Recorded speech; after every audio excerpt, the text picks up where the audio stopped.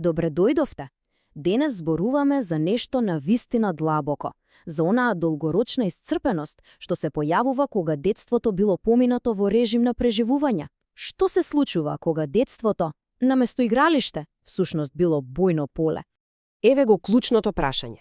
Замислете, за многу возрастни деца на алкохоличари, зрелоста не почнува со некое чувство на слобода, туку со длабока хронична исцрпеност. Буквално е како да истрчале цел маратон уште пред трката воопшто да почне. Целата енергија им отишло само за да стигнат до стартната линија. Овој цитат, мислам дека кажува се. Ја погодува самата срж на искуството.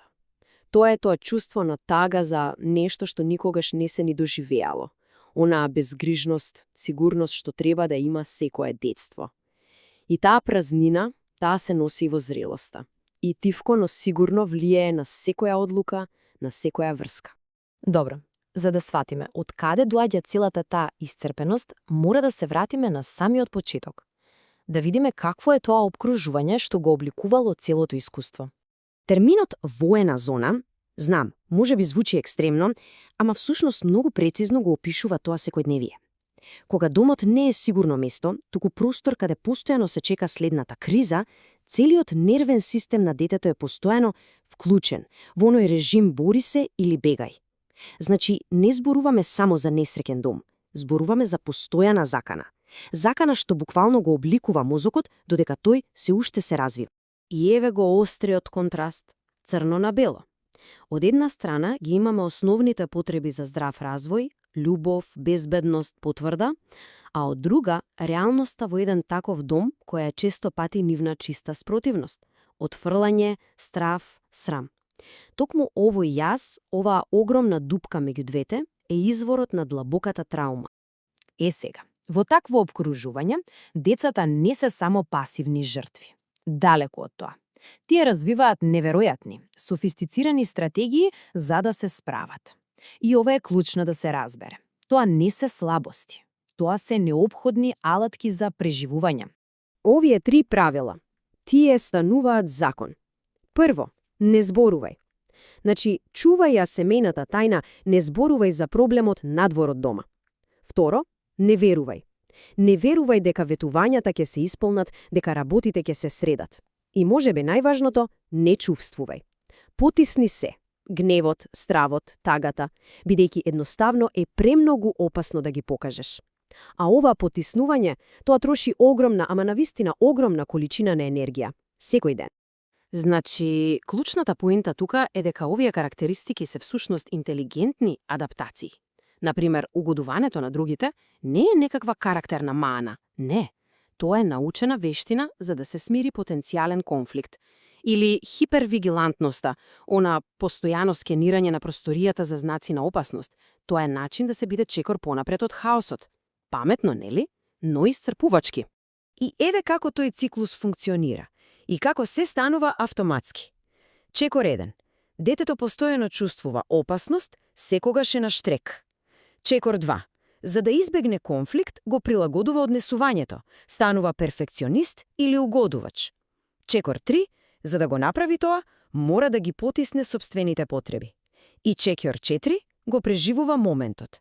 И овој циклус се повторува и се повторува и се повторува, безброј пати. Така овие реакции се вградуваат длабоко во нервниот систем и остануваат таму дури кога опасноста веќе ја нема. Добро, ама што се случува кога детето ќе порасне?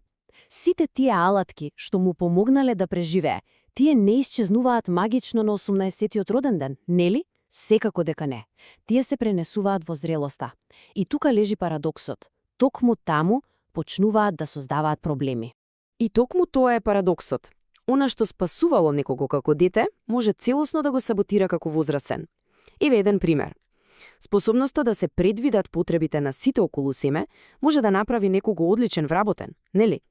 Ама истата таа способност може да го спречи воопшто да ги препознае сопствените потреби во една врска. Овие 3 чувства, страв, срам и збунетост, се како емоционален багаж што се носи со години. Стравот од она што може да се случи следно, срамот од семејната тајна и онаа длабока збунетост околу тоа што е нормално, а што не. токму овие чувства се темелот врз кој се градат многу од проблемите во зрелоста. Кога ќе се земе предвид се што кажавме досега, овој список на последици е сосема логичен, нели? Анксиозност, депресија, ниска самодоверба, се разбира. Ако некој научил да не верува, како воопшто да изгради интимност? Ако нечија вредност секогаш зависела од тоа дали ќе ги направи другите среќни, како да развие стабилна внатрешна самодоверба? Ова не се случајности, ова се директни последици од детството поминато на штрек. И сега доаѓаме до еден навистина клучен дел од загадката на исцрпеноста. Ефектот на зависникот адреналин. Кога телото со години е навикнато на постојан наплив на адреналин од кризи, знаете што се случува? Мирниот живот може да се доживее како нешто погрешно, дури и опасно. И тогаш, често несвесно, може да се создава драма во врските, на работа, било каде, само за да се почувства она познато чувство на борба. И тоа е еден страшно истрпувачки циклус, кој не остава апсолутно никаков простор за вистински одмор и закрепнување. Но, еве е добрата вест. Иако минатото не може да се смени, неговото влијание не мора да биде доживотна казна. Воопшто не. Тука приказната прави пресврт. Преминуваме од проблемот кон можноста за заздравување. И ова е можеби најважната работа што треба да се запомни. Преживувањето е сила. И таа сила може да се пренамени за заздравување. Помислете само, истата таа издржливост, истата способност за адаптација, истата сила што овозможила некој да преживее во незамисливи услови, епа токму тоа се алатките потребни за закрепнување.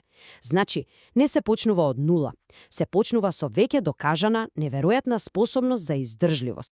Концептот на повторно родителството, тоа е во самата срж на закрепнувањето. Што значи тоа? Тоа значи свесно да се стане родител за самиот себе, оној родител кој бил потребен тогаш, оној кој дава утеха, оној кој поставува здрави граници, оној кој дава дозвола за одмор и кој вери, ворете, одмори, јас ке се погрижам за ова. И ова е целта на целото патување. Прекрасно представена. Не се работи за тоа да се избрише минатото. Тоа е невозможно. Се работи за нешто друго. За активно прифаќање и интегрирање на тоа повредено внатрешно дете. Да му се даде конечно безбедноста и грижата што му билеускратени. И секако, патот напред не се оди сам. Често вклучува системи за поддршка. Кршењето на она прво правило, не зборувај, е можеби најмокниот, најголемиот првчекор. Кога искуството ќе се сподели во безбедно обкружување, како во групите за поддршка за возрастни деца на алкохоличари, тогаш се крши изолацијата, се крши срамот и се добива доказ дека никој, ама баш никој, не е сам во оваа борба. И ќе завршиме токму со оваа мисла. Да, патувањето од болка до сила е долго, нема сомнеш, но можеби најголемото откритие на крајот е дека искуството, иако остава длабоки лузни, истовремено може да изгради една извонредна, неверојатна сила. Емпатија и длабока издржливост, таква каква што не би можела да се стекне на ниеден друг начин.